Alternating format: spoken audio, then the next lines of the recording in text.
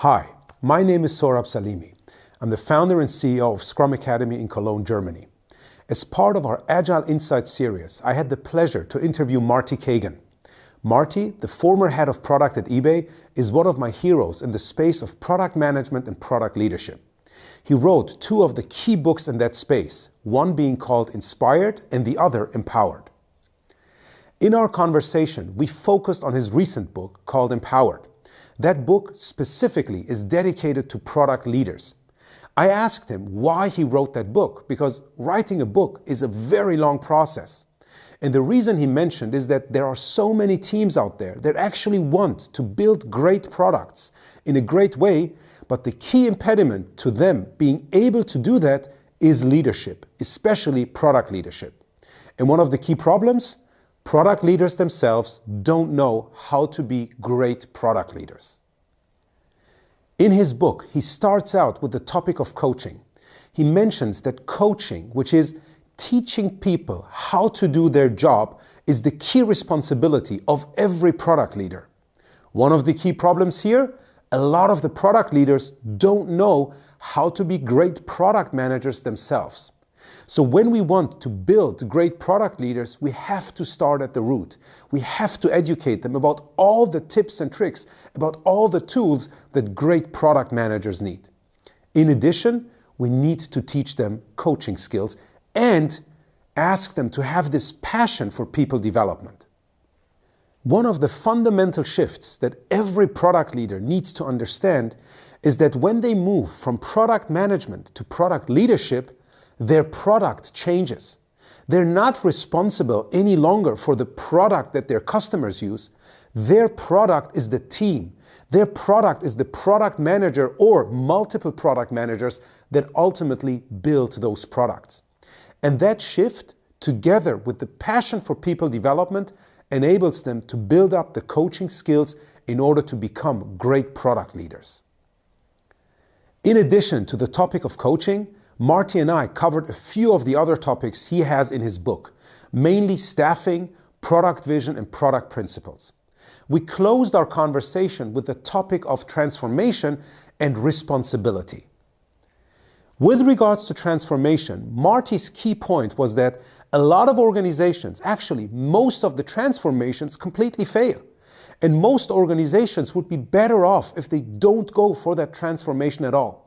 And one of the key success factors, big surprise, is that the CEO not only needs to be on board, but that the CEO needs to be the driving factor for that transformation, the driving force behind it. And with regards to responsibility, Marty, similar to I, believes that every product not only is a product that is loved by users and works for the company, but also is a product that helps our society become a better version of itself. I really hope that you will enjoy this conversation between Marty and myself. And if you're interested in becoming a better product leader, a better product manager, or just a better coach, subscribe to our channel in whatever social media channel you're currently watching this video. There will be more great conversations coming up, and there is a lot of other great content on our website under the Agile Insights. I'll see you there. All right. So, as we're based in Germany, we start right on time.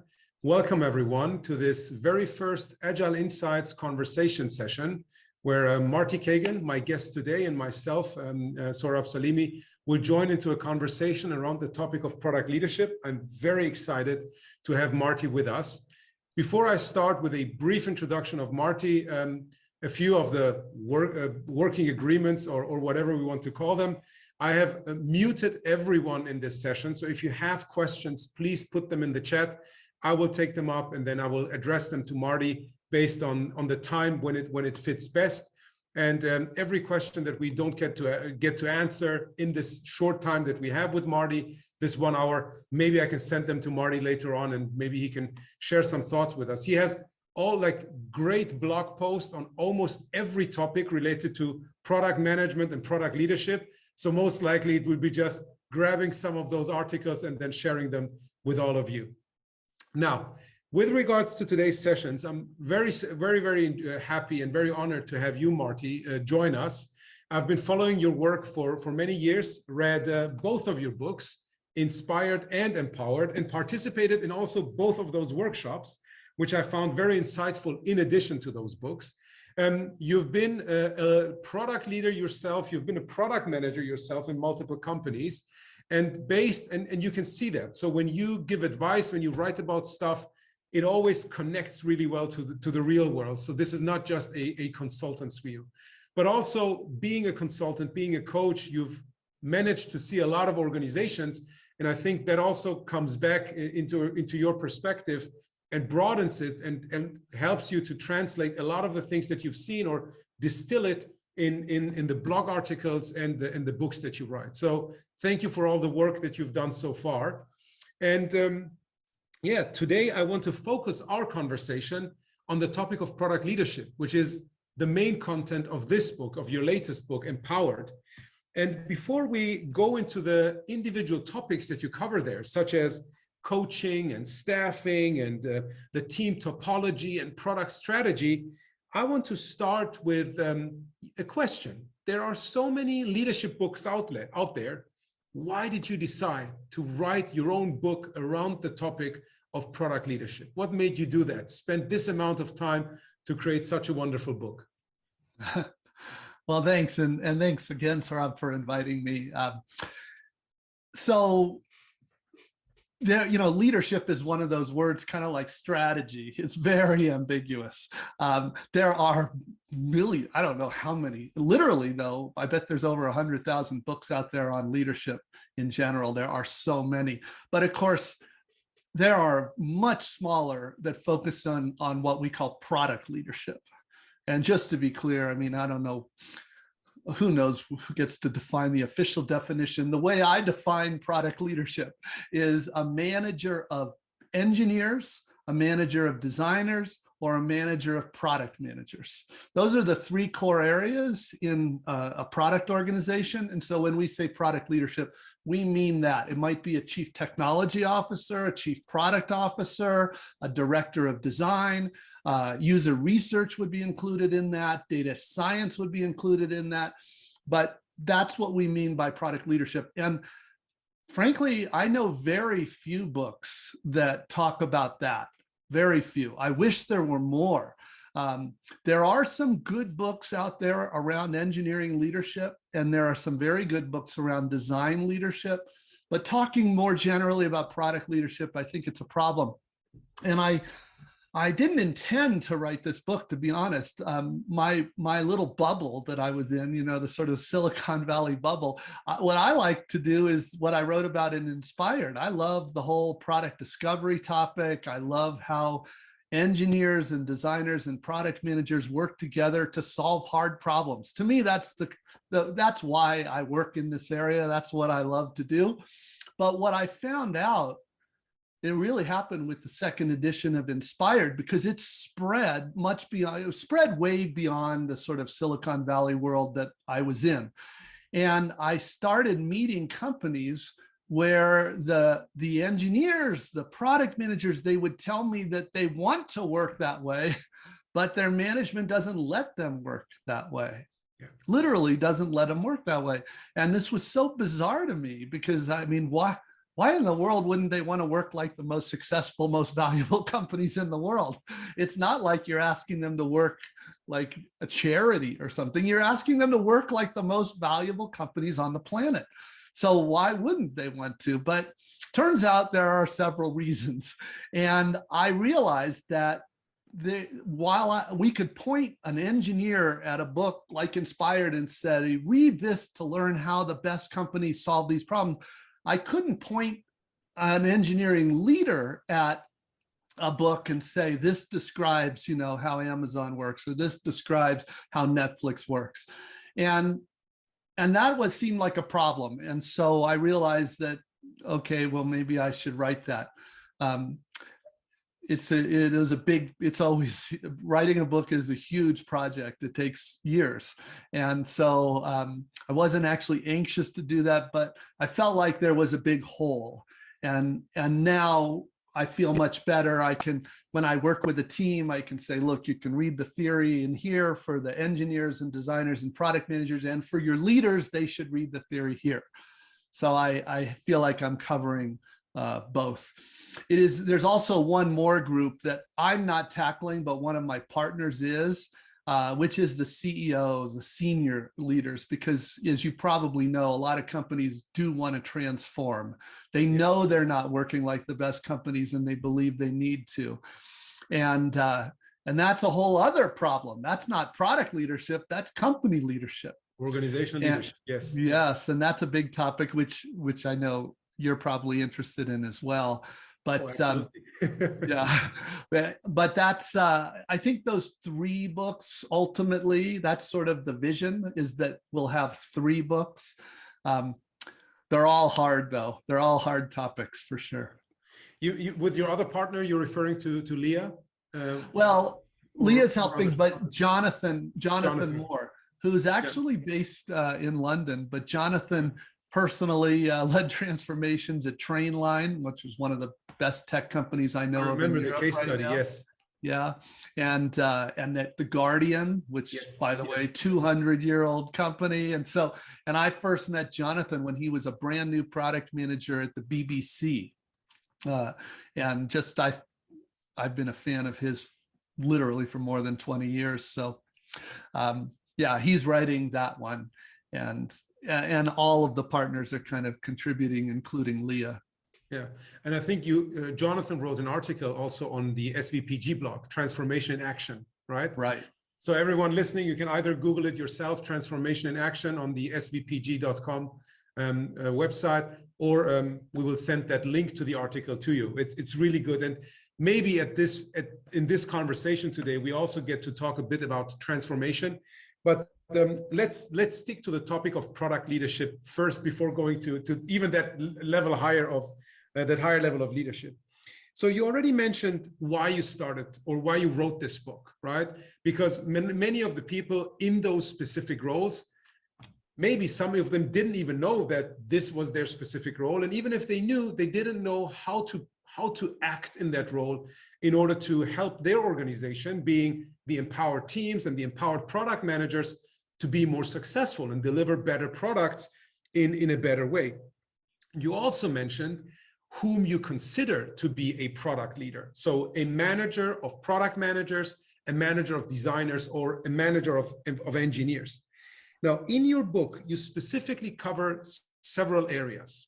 You start out with coaching, and then you go into staffing, product vision and principles, the team topology, which I found very interesting also when I joined your workshop, the product strategy, team objectives, and finally you have a short chapter around the topic of transformation. I want to use our time to dive deeper into each of those, as many as we can cover today. And I'll start in the same order as you have them in your book, with the topic of coaching. Why do you put this topic of coaching at the center, at the very beginning of your book? And what do you consider this coaching to be, and how do you think product leaders can become better coaches? So 3 questions at once. Sorry for that. Yeah, no, but I actually think that is the most important question, really, of all. And the reason for that is because what you started with. You started by saying there are so many companies where the leaders don't even know really what they're supposed to do, and largely because they've never seen it done well. They've never worked in a company that did this well. And you need to realize that is a global problem. Even in the very best, even in the heart of San Francisco, the heart of Seattle, even anywhere, Shanghai, this is the key problem, that so many people have never learned this before. Now, the advantage at the best companies is that they understand that their obligation is to share that knowledge. And that's what coaching is somebody who knows how to do this, teaching somebody who doesn't yet know how to do this. That is the number one responsibility of a manager, And I was taught that right from the beginning of my career. I spent the first 10 years of my career as an engineer, and I went through HP. I worked at HP Labs, which was sort of the Google of the day. It was known as the most consistently innovative company of their day. And their engineering leadership program, it's a whole thing called the HP way. It was a great advantage, which was honestly pure luck that I got to do that. But that was right at the beginning, that good engineers get promoted to management, and those engineer managers know that their primary responsibility is to build more good engineers. Yeah. And so I was literally evaluated by how many engineers I could get through the promotion process, which means you have to convince, not only does the person have to be ready, but you have to convince other managers that they've earned it. So I came from that school. If you in the book Empowered, I actually dedicated the book to a guy named Bill Campbell, who was known as the coach of Silicon Valley. And he literally told Steve Jobs, he coached Jeff Bezos, he coached Larry and Sergey at Google, among many others, but he told all of them that this is what you do. Your number one responsibility is to develop your people. That's how you really scale. That is how you grow. And of course, if you've got great leaders that understand that, that's what they do. But if you have leaders that have never worked at a good tech product company, even if they want to coach, they don't necessarily know how. They've never seen it before. So to me, that's the most important topic, is convincing more of the industry that they need to get serious about coaching. And you might have noticed the single biggest section of the book Empowered was on coaching, because I'd heard this from so many people, even CEOs, telling me, okay, I want to coach, but I don't know how. So what I did is I provided about 50 topics that every week you could pick one topic and you could do that together. You could talk about it together. And to me, one of the best things about that book is how many people have told me that's exactly what they're doing. Every week they pick a different topic. This week we're going to talk about making good decisions in difficult situations, or this week we're going to talk about how to run a good product meeting, or whatever. And they focus on that and they talk about it together. And I think that's great to see, because okay, even if they don't have the experience of doing it themselves, they do have other world experience, and they could talk about it together. They could try things together. The manager could give feedback to the person about how they're perceiving them in these situations.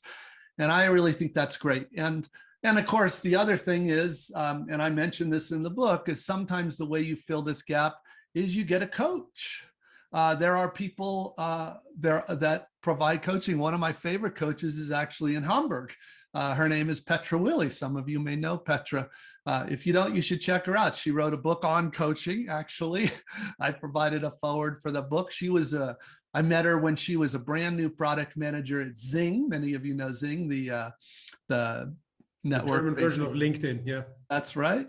And she just kept getting promoted and doing better and better. And then she now coaches others on products. So that's the other way you can sort of fill that gap. But this is the number one responsibility of every people manager, is to develop their people. And if I could change one thing in the product world, it would be that too many managers don't seem to understand that is the primary job. That is the primary. That's very interesting that you point this out, because you might not know this, Marty. I have a background in medicine. So I actually graduated from medical school, but then I joined the world of consulting, and then went into my own entrepreneurial endeavors.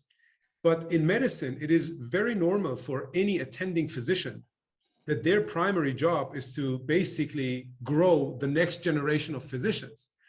So when I got into the business world, it was very unnormal for me that there wasn't that many people focused on my personal development, on my growth, other than the regular feedback sessions you have. And I mean, I worked at Bain, which is a very well-run organization as a consulting company, and we had very good feedback conversation, but it was not the systematic development of talent that you would see in a hospital.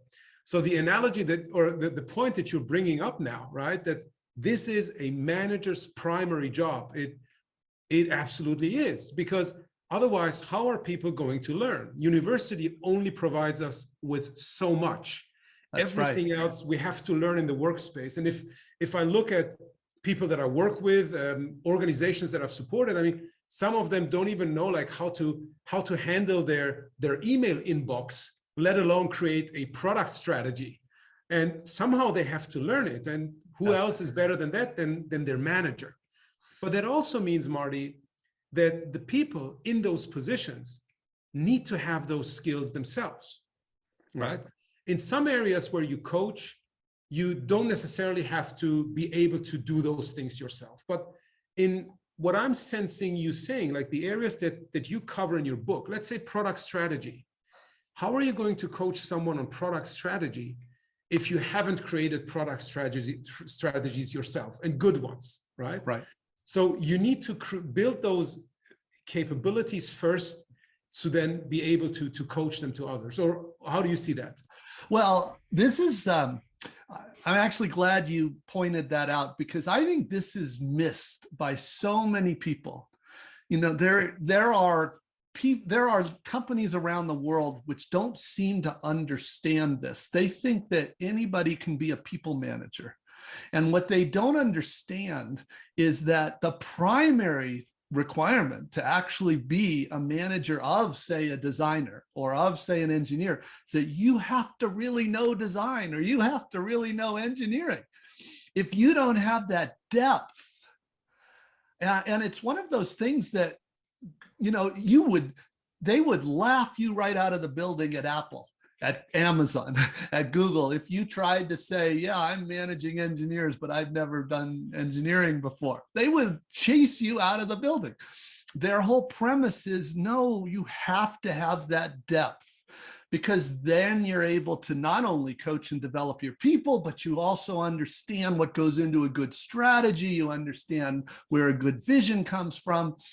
So this is a fundamental principle that isn't talked about enough, but I find it's true in every good company. They don't necessarily call it out, I think, because so many of them just think it's obvious.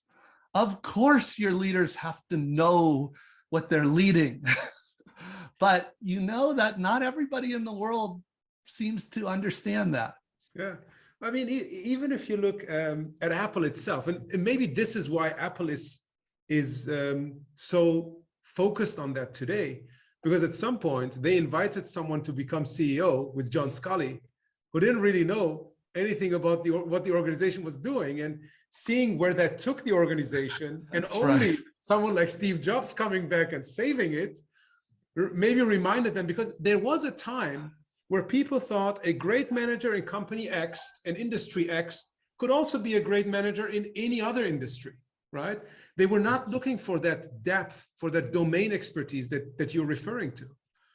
No, it's so true. And and it was so sad what happened at Apple. You know, the same thing happened at Microsoft. If you remember with Ballmer, they took a salesperson and thought they could run fundamentally a product company. And so, I mean, that mistake has happened several times. I think over time, the industry has got a much better understanding that if you are a product company, fundamentally, you better have product leaders. You better have leaders that really know what they are talking about and can contribute there. And so, yeah, there's lots of examples. My favorite venture capitalists, they believe strongly that that whole idea of the sort of professional manager is a myth, and what you really need are people who are deep, and they believe in developing the founders. It's a lot easier to take the founder and give them the skills to lead than it is to take some generic manager and give them the knowledge to be an effective CEO. Absolutely. And I mean, even at Google, where they wanted to have adult supervision, as they called it back then, for Larry and Sergey, they got someone in who was an engineer himself and had that depth. That's right. Eric Schmidt. Yeah. And by the way, that was because Bill Campbell, who was coaching Larry and Sergey, understood how important this was. In fact, Bill Campbell has another quote that I love. It's a little off your topic, but it's a great one, which is the single most important thing of all in a tech-powered company are your engineers. Yeah, yeah. And I really believe that's true. Obviously, maybe I'm biased because I started as an engineer, but I do believe that is true. Yeah. And that's why there's nothing that makes me angrier than when I meet a company that is outsourcing their engineers. Yeah, to somewhere else. Not that those outsourced engineers can't do a good job, right. But they don't know the context. They're not as committed to the organization. They probably would not go and provide ideas, what can be done next. They don't build up the understanding of the customers. All of those things you miss out when you do that outsourcing of engineering to somewhere else. Yes. Yeah. So going back to the topic of coaching, what I heard you say is basically, in order to be a great coach, you need to have that depth, right? So you need to have the understanding of the domain that you're coaching.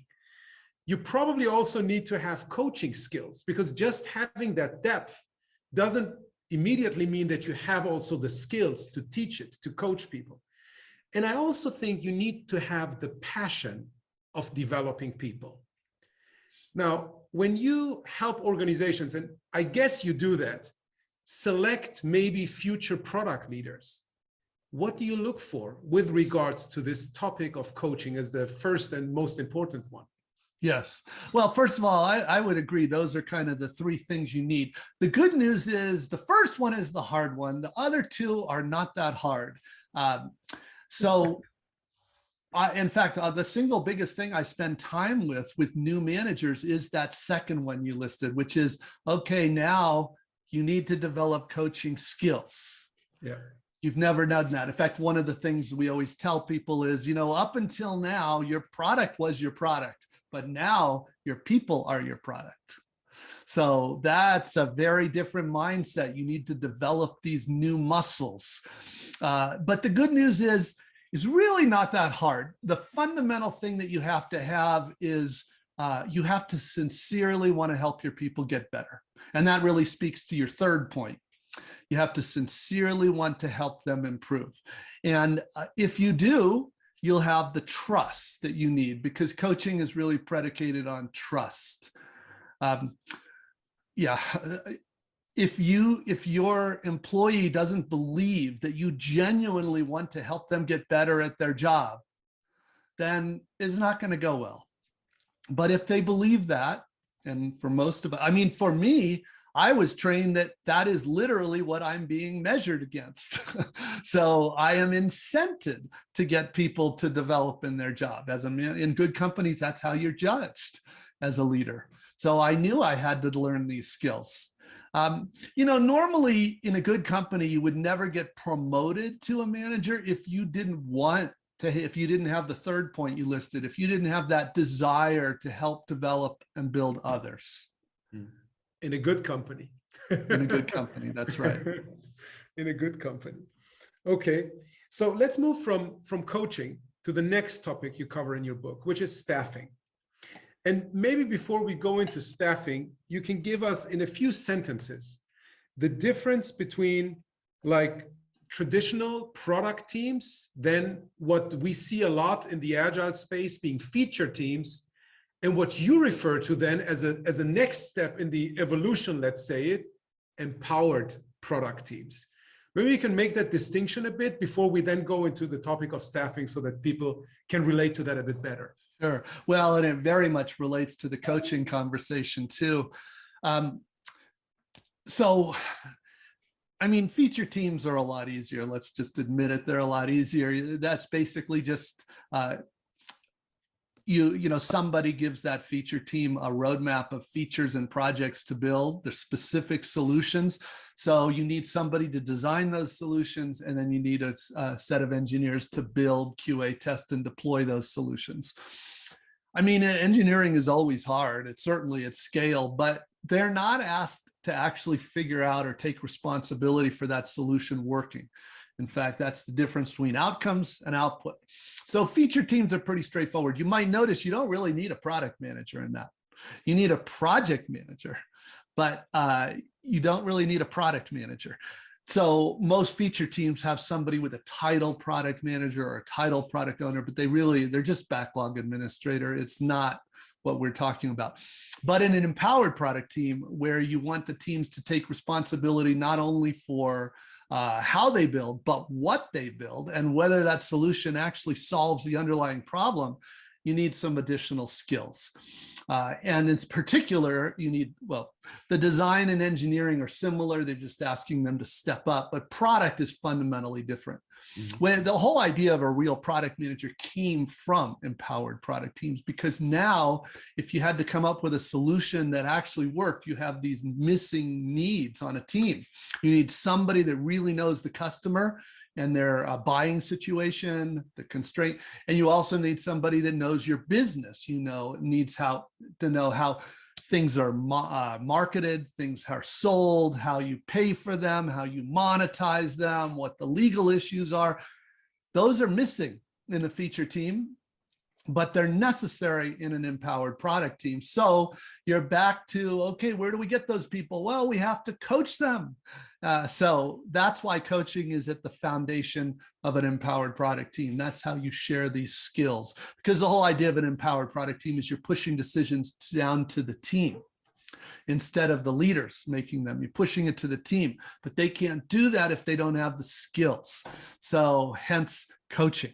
And of course, staffing's very related, because the better job you do on staffing, the easier it is to do the coaching, right? And the weaker you are at staffing, the harder it is going to be on coaching. So that's why they're so related.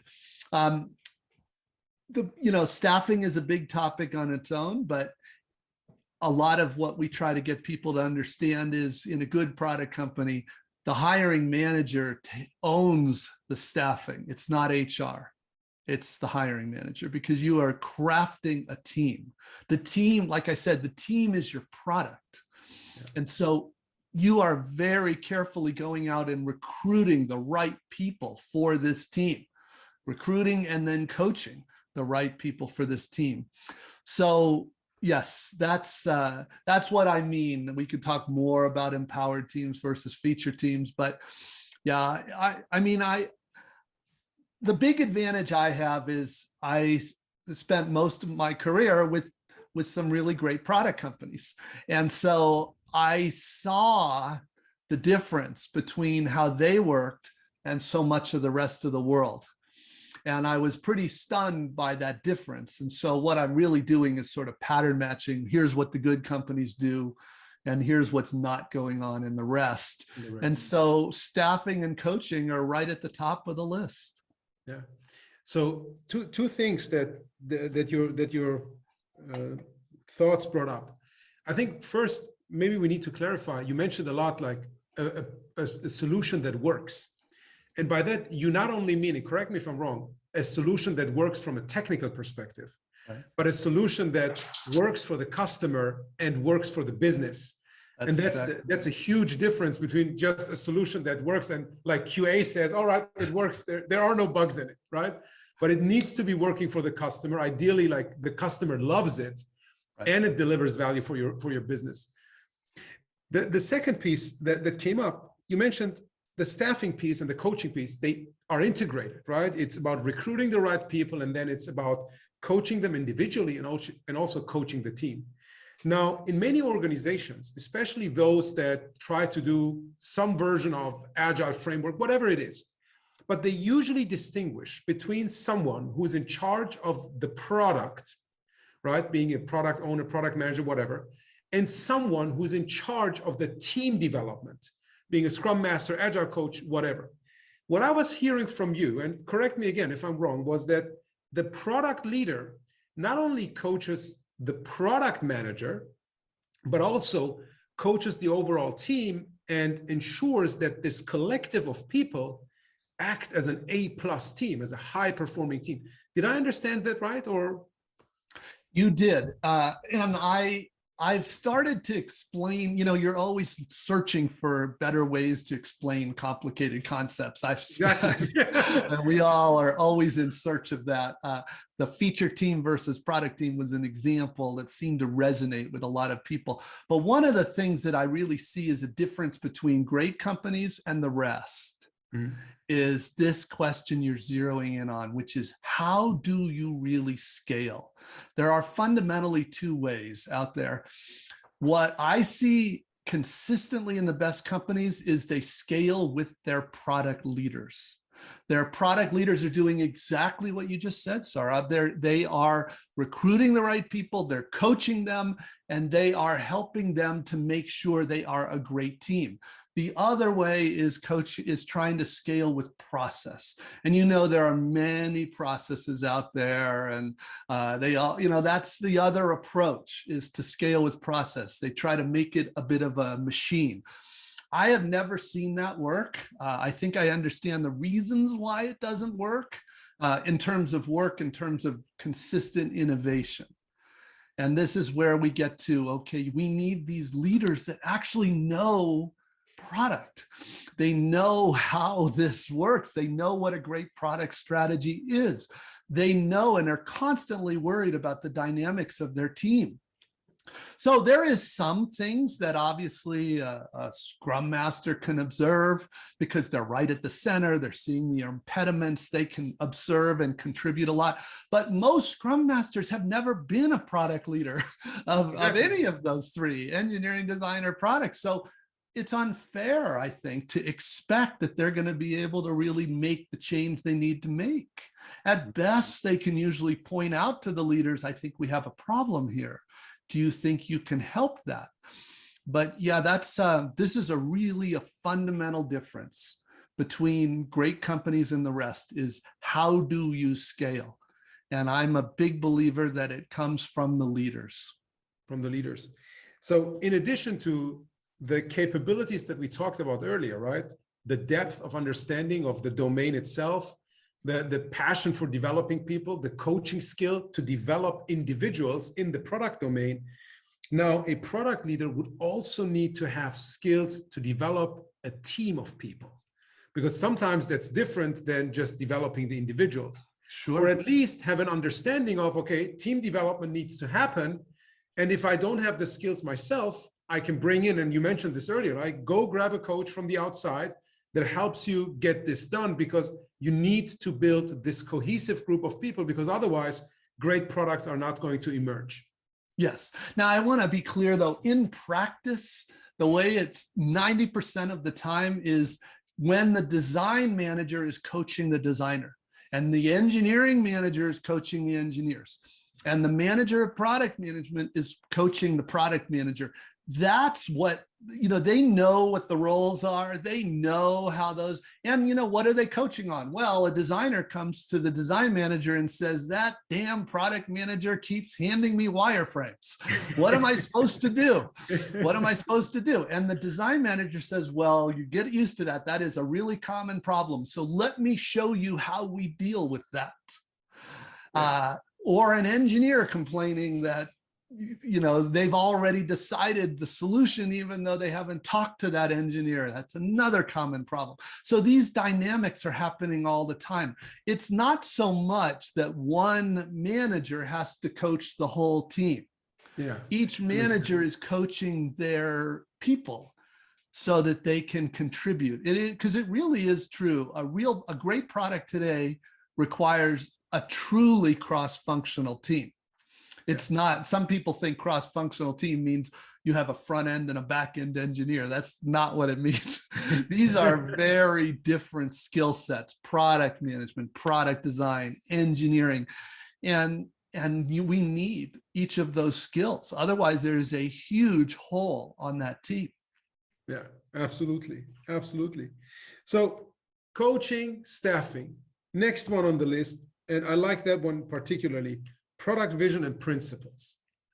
And product vision is something where I think a lot of people also on this call, and maybe people that watch this call later or this conversation later, have some idea what a product vision is.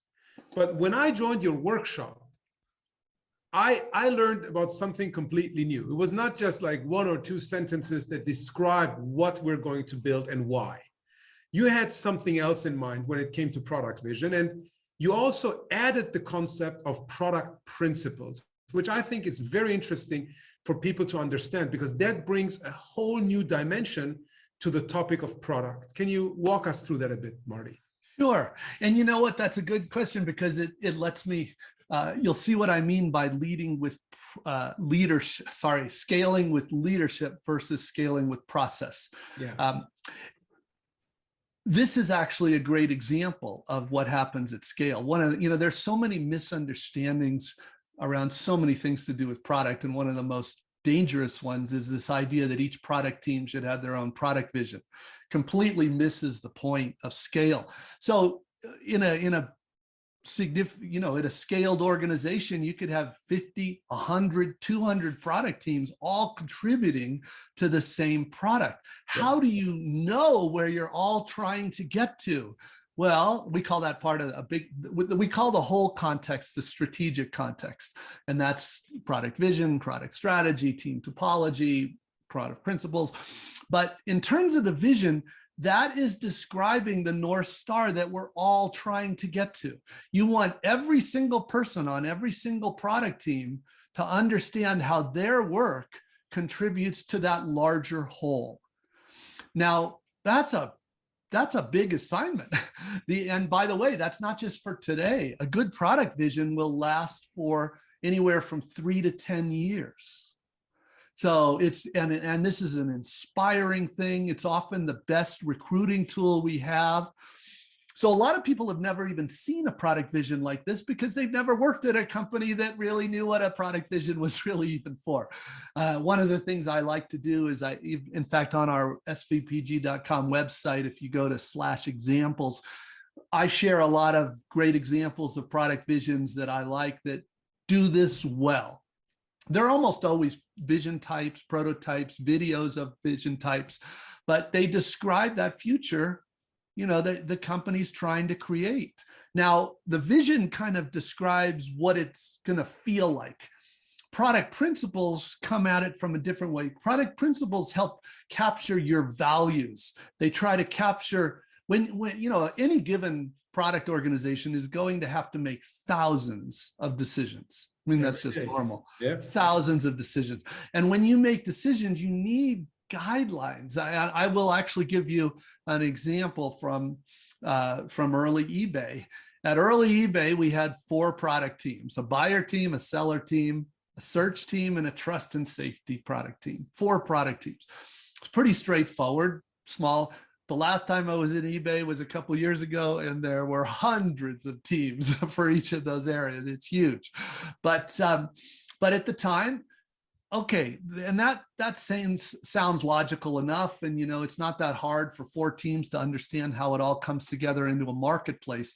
But one of the first principles we needed was the monetization was actually coming from the seller team, because at eBay and a lot of marketplaces, that's where you make money. So in order for somebody to sell, they pay a listing fee and they pay a little bit called a final value fee if they sell the item. Okay, straightforward. So the seller team was doing everything they could to provide sellers more of what they needed. But we started to realize that some of those things, not all, but some of those things were actually hurting buyers. And so what do? That's an example of a product principle that's needed. We needed some way to reconcile the goals and needs of buyers with the goals and needs of sellers. And what we realized was most of the things you do for sellers are fine, but if they conflict with the needs of a buyer, that's a problem. Because what we really realized was there was a principle at work here, which is in a marketplace like eBay, if the needs of the buyer and the seller are in conflict, you have to opt for the needs of the buyer, because that's the only real reason sellers are there. So if you start ignoring those buyers, your business starts dropping. And by the way, we see that all the time. How many times have you seen the commercial part of a company start adding so much advertising that the customers are like, I hate this site, I hate this business. Yeah. And they realize they're hurting themselves. So anyway, yes, this is a big topic for sure. Yeah. So product principles help you make decision or help guide decision making. Right. That's exactly right. Now, decision making, and this is maybe a bit off topic, and maybe it goes back to some pieces of the coaching piece, is such an important topic based on my experience. Because when I think about my own team, right, I have a product manager in our company that I work with. She then works with a group of engineers and designers. And if you just look at this small company, right, me as this founder and CEO, product manager or product owner, and then engineers and designers, there are so many decisions to take. And it's not always 100% clear who takes which decision. Mm-hmm. So in addition to providing guiding principles on decision-making, like buyer more important than seller in the example that you provided, how else do you approach this topic of decision-making also in the context of product leadership? Yeah, good. Well, and by the way, the question you're just framing right here is one of the most common coaching questions that come up. Because how do you make a decision? Empowered teams, we know the team is supposed to make the decisions. Okay, that's the easy part. The hard part, but what if the team disagrees? Right? What if the engineer disagrees with the designer? What if the product team disagrees with the CEO? These are really common questions and really important questions. So part of this is admittedly cultural. There are some companies where the culture kind of answers that question more. But I would argue in the best companies, this is why a cross-functional team is so important. So I haven't said this explicitly, but any of the people on this call that have read Inspired will know this. But in any product, there's sort of 4 big risks. Value, would they buy it? Usability, can they use it? Viability, will it work for our business? And feasibility, can we build it? Those are the 4 big risks. Well, when you're making a decision, normally if it's a technical feasibility related decision, it's easy. It's the engineering lead that makes that decision. Why would a designer make that decision? Why would a product manager make that decision? No, there's very specialized skills. Similarly, if the question is really about the user experience, we would defer to our designer. Our designer's actually trained and skilled in that. So of course we would defer to the designer. And if it's about value or viability, we would defer to the product manager, because those are the things they each have gone deep in. Now, the problem is that, I mean, the truth is 90% of the decisions, that answers right there. Yeah. But those sometimes 10%. There's still a 10%. Sometimes they the engineer and the designer will agree that this is harder, but this is better. But then what do? So that's where we run a test. And teaching teams how to run a test is one of the most important things. You gave the great medical analogy earlier, which I loved. Haven't really thought about it, but it's really true. And a lot of times, yeah, as a physician, you're trained on certain things, but one of the things you do when you're not sure is you run a test. Exactly. You run a test. We need some data. So let's run a quick blood test. Let's check their blood oxygen level, whatever, because we don't know. And a good product team is skilled at running a quick test. And not only does that help resolve the differences between the team members, but a lot of times that's what helps us win an argument with the CEO. Mm-hmm. We run a test. So this is how decisions are made really on a daily basis. And coaching the team on how to make that good decision is a really common and important coaching topic. Because first of all, you don't want teams to over-test everything, right? A lot of times they will spend way too much time on really dumb things that are not important and not going to make the difference. And I'm like, you guys already, first of all, I'll say to the team, do you all agree on this? Yes. Do you think it's risky? No, then just make a decision and go. Do it, yeah. But on the other hand, if something really is risky, then we'll say, well, have you tested that? And if the answer is no, it's like, well, don't you think that's a problem? You are going, this is if this doesn't go well, there is a very serious consequence. So let's talk about the way you would test that. So this is what managers coach their people on almost every day. Yeah. So also the topic of the scientific approach to things, or empiricism, as I like to call it. Yeah, that's a good one. I mean, we in our team and at every organization that I've been, the topic of decision making is, as you pointed out, one of the most important ones. And I think having product principles in place can address some of those.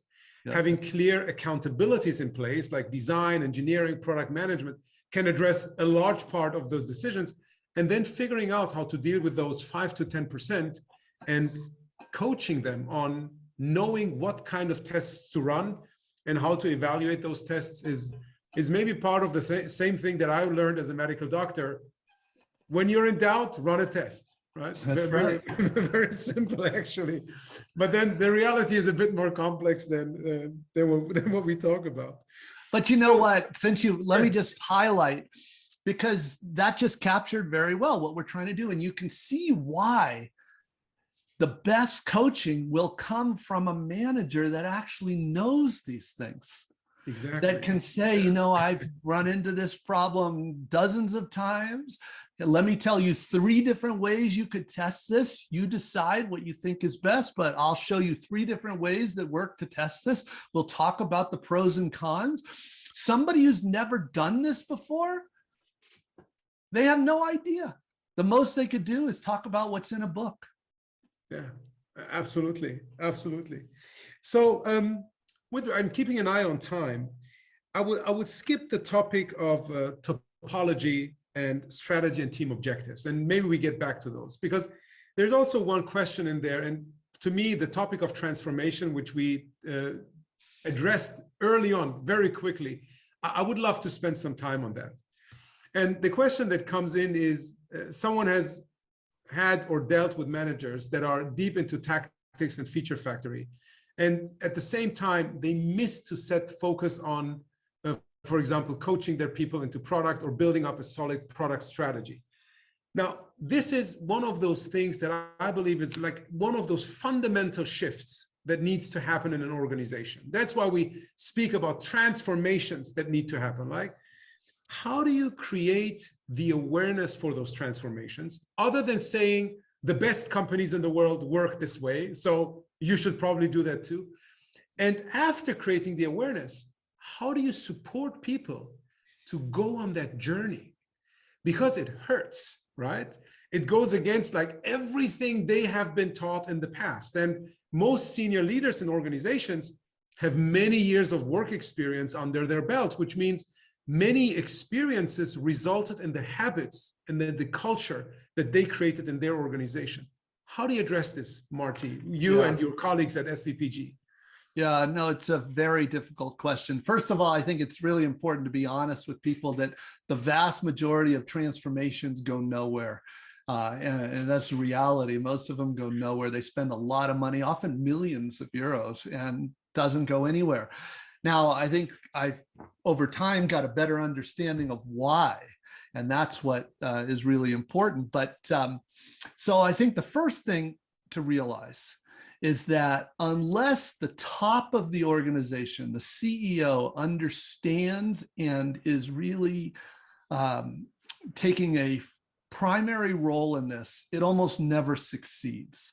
Now, the reason that's the case, I believe, is because anybody who's been through one of these transformations, you know that it's not just product management, design, and engineering. It impacts sales, marketing, HR, finance, legal, compliance. It impacts all of the organization. And unless the CEO is on board, those other people will they will fight it. And if they, you can't just do it with one part. They'll fight it, and you get a lot of, it goes nowhere. So the CEO needs to step up. Now, normally, there are a few things that cause the CEO to take this very seriously. One is that all of a sudden they're competing with somebody really good, like an Amazon. Amazon decides to go into their business, their market, And, Amazon is pretty damn good at everything we're talking about. Yeah. And so that will often scare CEOs. In fact, that's the single biggest reason I hear from CEOs that they're like, we know we need to change because now we are losing market share. Yeah. In a recent podcast, just to add to this, in a recent podcast, I heard you talk about Stripe being the catalyst for change in the financial services industry. And yeah, it has. It has. I mean, I love Stripe before that, but I really love Stripe after that because, that's what the financial services industry needed. They needed somebody to shake them up because it's no secret that most customers suffered. The products had gone nowhere for years. So now they're getting serious about this. So one thing that motivates a CEO is fear. Fear that their company is going to be disrupted by Stripe, by Amazon, by somebody that knows what they're doing. The second motivation for CEOs is often, greed. They see how valuable those best companies are, and they realize that if they get good at what we're talking about, they can literally 10x their market cap. And most of these CEOs are very incented by the value of their stock. And so if they realize that they have colleagues that have literally 10x their market cap and their value. And so they're like, yes, we want that. But those are the two main reasons, fear and greed, that seem to motivate companies to get serious about this. Unless the CEO is serious, I usually say it's just save yourself a lot of time and money because it's probably not going to change. So that's one of the things that we really learned. Now, at least in my world, most of the time the CEO is pretty convinced now. So that's not the problem. But now let's say the CEO is on board, is willing to do what they need to do. Now there's back to what you started asking about. It really depends on those product leaders, the managers of product design and engineering. The reason it depends on them is because product teams are only as good as the people on those teams. And the people we hold accountable for the skills of the people on the teams are these managers. So we have to get the managers of product design and engineering to step up and take responsibility for the quality of their teams. In fact, I've been telling quite a few directors or VPs of product, chief product officer, whatever title you like the best. I like to tell them that you will be judged on your weakest product manager. Yeah, so it's a good one. You need to make sure that everybody is at that level. And in fact, I'm like, don't give anybody the title product manager if they're not up to that. That is going to hurt them and hurt you. Make sure they are at the level they need to be. It's all about the people. That's the reality. It's all about the people. So we need to ensure that you have strong cross-functional product teams.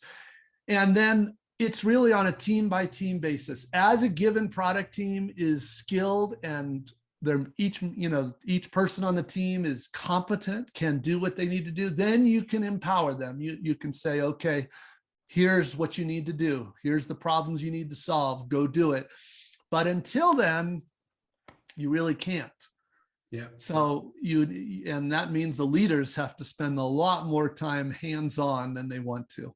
Yeah, that's another one of those pathologies, as you call them, and they resonate with me as a medical doctor a lot. That I see a lot happening. A lot of people just run out there and say, "You need to empower them. You need to empower them." I'm like, empowerment is good, but if someone's empowered but doesn't know how to do it, they are also stressed. Right? I remember in one of my first jobs, someone said to me, "Hey, you have to do this." I'm like, I have no idea how to do this. And they were like, figure it out. I'm like, I literally have no idea how to do this. I need some help. And I was vocal enough to get that help. But there are a lot of people who are not that vocal, who are scared, and then it stresses them. So I think enablement comes first, really help people build up that capabilities, and then of course, empower them. And I've come up with this analogy, and maybe it's something that also resonates with you, is Sometimes as a leader in an organization, independent from whether you're a product leader, engineering leader, design, whatever, you have to act as an actor. So you need to do the job yourself. You need to take the decisions. Then if your people know how to do things, you can move into the director role, right? Telling them what needs to be done, but not telling them how to do it because they are capable of doing that. Yeah. And the moment they also have more context, and I love like Reed Hastings from Netflix talks about this, lead with context, not control. Once you have provided enough context, you can move from the director role into the producer role, where you trust the directors and the actors create a great movie. And I think this is another tool that can help a lot of product leaders really distinguish, like, when do they have to act in which way, based on the capabilities and the context that their teams have. Yeah, it's true. It reminds me too of another great Bill Campbell quote, which was, today you cannot be a good manager if you're not a good coach. Absolutely. Absolutely. Yeah, the book is behind me on the shelf. The $1 Trillion Coach is full of wisdom. Yes. So Marty, being aware of time, we have 4 or 5 more minutes. And before everyone joined this conversation, I mentioned to you that there's a topic I want to quickly address with you. In the training that I joined, in the workshop that you facilitated, you mentioned that all of these topics that you cover in your book, you don't bring up Facebook as a company, as a case study, although they do all of these things really, really well. But from your perspective, and I'm paraphrasing, correct me if I'm wrong, they're not doing them in an ethical way. So they're not being responsible. Now, the whole topic of responsibility, and we have huge challenges out there, be it climate, be it democracies being in challenging situations. Who is in charge of making sure that the products, the services, the things that we build and create as organizations are responsible when we take the perspective of our society? Is that the product leader? And if yes, how do they make sure this gets into the company strategy? Right. This is a big topic for sure. And just to be clear, unfortunately, it's not just Facebook but they are, a lot of companies, they're on the gray area, they're not all bad, but Facebook has, to me, the clearest example of just truly evil. And their people are very good. They're very skilled. That's kind of, if they were evil but not skilled, it wouldn't matter. They would be harmless, but they are very skilled and pursuing bad things. And I'm just crossed the line to me. But, so first of all, let's start at the basis. If we want to push decisions down to the teams have to consider this. So ethics has always been part of viability. So it's because viable means, is it viable for our business? And if you are an illegal business, that's not healthy, right? And so it's always been part of viability. And that means it's one of the product manager's responsibilities is to look at how is this product used. I do remember early at eBay, the founder, Pierre Omidyar, worried about bad actors very, very early.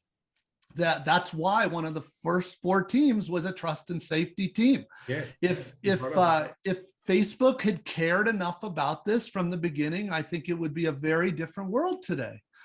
But they didn't. That was a choice. Now, Pierre was a fundamentally ethical, honest, good person. I mean, I truly believe that. And that's why I joined the company. I really thought he was good at this. And other leaders don't have that view.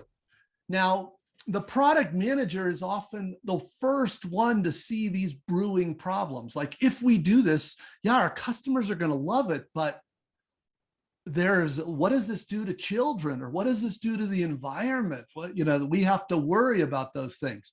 Often the product manager is the first one to see it. Now, just because they see it, though, doesn't mean that product manager can go to the CEO and say, we have to stop this. You have to be smart about this. And so I always first of all, there is a good book first book really that came out, it's on ethics. And it's by a guy who actually worked with me at eBay during these days. and he went to become the chief ethics officer at Airbnb, and he wrote the book Intentional Integrity. And that's the first book I know of about ethics in product. His name's Rob Chestnut, and I'd encourage anybody to read that book. And in fact, in Empowered, I interviewed him, and we put an article together about ethics, coaching ethics in there. And one of the things he really advises is when the product manager sees this issue, or anybody on the product team, the product manager needs to go to the product leader, go to their manager and say, okay, I need some help. I need some help because I'm worried that if we go in this direction, this might happen. What can we do to either prevent that bad thing from happening, or maybe we should look at a different way of solving this problem that doesn't have these bad externalities. So, and sometimes that leader will need to go to the CEO. Sometimes that happens. Most companies, in my opinion, are not like Facebook. They are not evil, and they don't want to do bad things. They want to do good things for the world. And if you go to them and say, this is what I'm worried about, they will engage in finding a better way. That's most of the time. And if you find you're at a company that you believe really doesn't care about the world, I hope you leave. That's what I've been telling my Facebook friends for years. Leave. Yeah.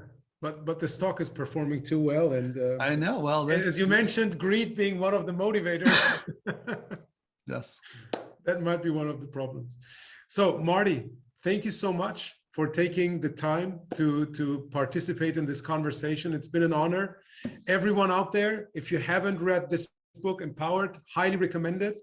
And Marty is currently offering his workshops in a virtual way, so that you don't have to travel to San Francisco to participate in one of those workshops. I took advantage of that earlier this year. It was really, really good. It also worked with regards to the time zone differences.